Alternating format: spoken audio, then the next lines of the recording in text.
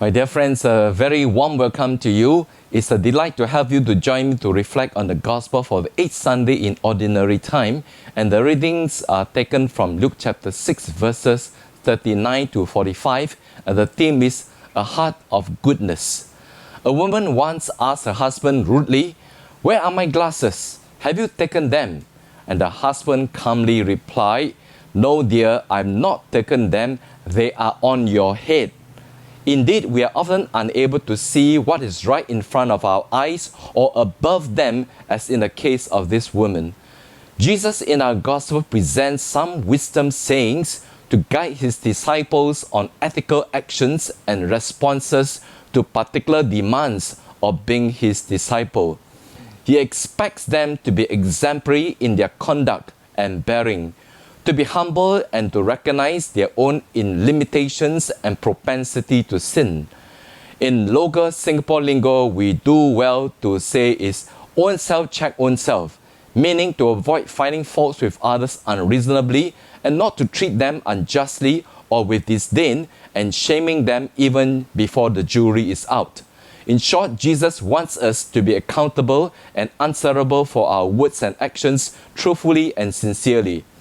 Indeed, the call of every Christian is to be sincere and truthful and not to adopt a superior and often self-righteous attitude in pointing out and correcting the weaknesses of others.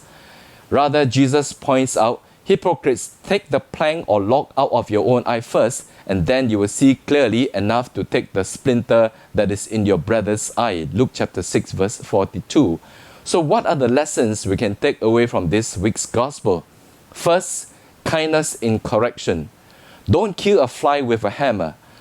Those who are our outspoken critics often assume an arrogant superiority that entitles them to proudly assess the actions of others and think so highly of themselves that they believe they are beyond reproach. When a mistake is made, it is enough to admit it humbly and apologize sincerely. Hopefully, we can correct them with respect and love, not hate. No one likes to be put down harshly for an unintentional mistake or be treated as if one has committed the greatest sins with the infringement of the law. If we see a fly landing a cake, we don't kill it with a hammer and smash the whole cake in the process. Second, self-awareness. We must learn to see the goodness in the heart of everyone. Otherwise, it can be the case of the blind leading the blind, and both will fall into a pit. In Luke chapter 6, verse 39. As Jesus had observed so shrewdly, our prejudice can prevent us from appreciating the good in others, and instead we become overly critical and cynical about everything our opponent does simply because he is my enemy, and we forget to love our enemy and treat them with dignity and respect. The irony is that we may end up sitting on the same chair one day and be judged accordingly. So remember the golden rule, treat others as you would like them to treat you. And third, good tree, good fruit. What issues from a good heart is a treasury of good words and good deeds. Jesus tells us that it is the nature of a good person to act with goodness and vice versa. That is, a bad person produces bad actions with very negative thoughts and deeds. Such a person can never love and appreciate the goodness in other people. They are too small to be magnanimous.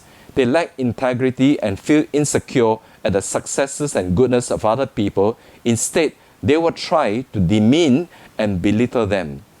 Perhaps the words of St. Mother Teresa can sum up what Jesus is proposing to us this week. I would rather make mistakes in kindness and compassion than work miracles in unkindness and hardness. St. Mother Teresa of Calcutta.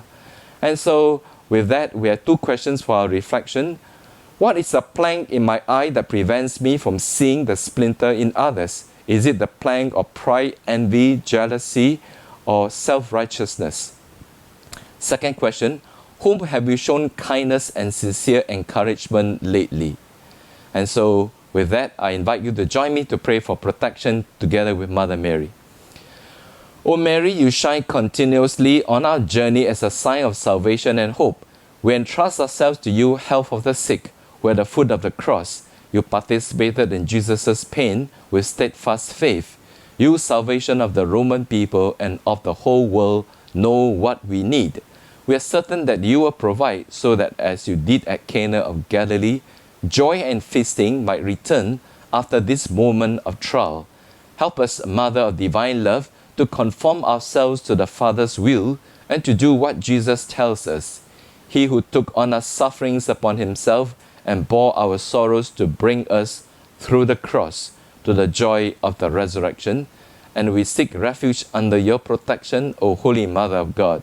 Do not despise our pleas, we who are put to the test, and deliver us from every danger, O glorious and blessed Virgin. Amen. So thank you and have a good weekend. And remember to have a good heart and to love God always.